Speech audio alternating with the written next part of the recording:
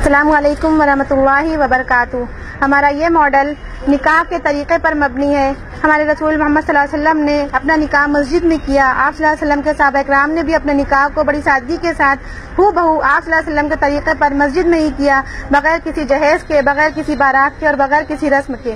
اور آج جب ہم نکاح کرتے ہیں تو ہم صلی اللہ علیہ وسلم کا طریقہ چھوڑ کر ہم اپنے طریقوں پر نکاح کرتے ہیں۔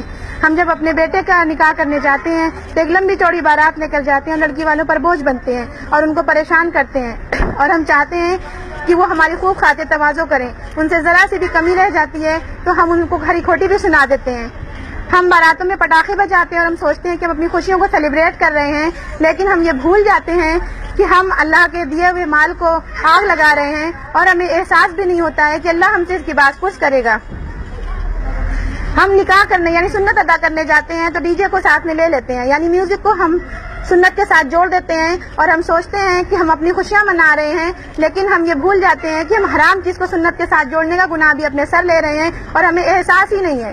ہم جب اپنی بیٹی کا نکاح کرتے ہیں تو اس کو لمبے چوڑے جہیز دیتے ہیں، بڑے بڑے گیسٹ ہاؤس سجواتے ہیں، اور ہم سوچتے ہیں کہ ہمارا مال ہم اپنی مرضی سے اپنی بیٹی پر صرف کر رہے ہیں۔ ہمیں اس بات کا احساس ہی نہیں رہتا ہے کہ ہمارے ہی سماج میں ایک ایسا طبقہ بھی ہے جو غریب ہے، جس کے پاس پیسے نہیں ہیں، وہ یہ انتظامات نہیں کر سکتا، وہ اتنا جہیز نہیں جمع کر سکتا، تو پھر اس کو رشتے کیسے ملیں گے، ان کی شادیاں کیسے ہوں گی؟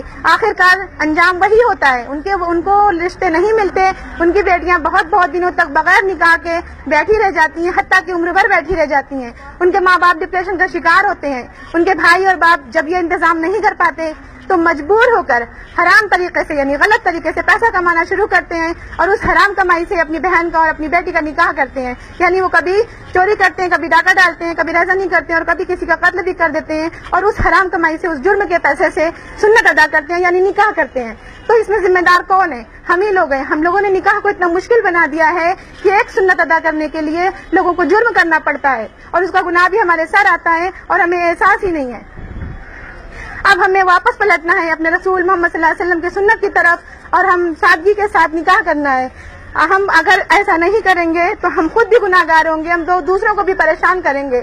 اس لیے اب ہمیں چاہیے کہ ہم نکاح کریں تو رسول اللہ صلی اللہ علیہ وسلم کے طریقے پر کریں، یعنی سنت کو ادا کر رہے ہیں تو سنت کے طریقے پر ہی ادا کریں۔ آپ امیجن کیجئے اگر آپ سنت نماز پڑھیں گے تو آپ اپنے طریقے پر پڑھیں، یعنی ہم جیسے ہم نماز پڑھتے ہیں ویسے نہ پڑھ کے دوسرے طریقے پر پڑھیں۔ ہم پہلے سجدے میں چلے جائیں، بعد میں کھڑے ہو کر ہم سورہ فاتحہ پڑھیں تو کیا نماز صحیح ہوگی؟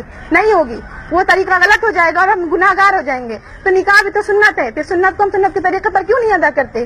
اسی لیے ہم اتنے تمام گناہوں کے ذمہ دار ہو جاتے ہیں۔ تو ہم کو چاہیے کہ ہم اللہ کے رسول کی سنت کو سنت کے طریقے پر ہی ادا کریں۔ جزاکم اللہ خیرا، والسلام علیکم ورحمۃ اللہ وبرکاتہ۔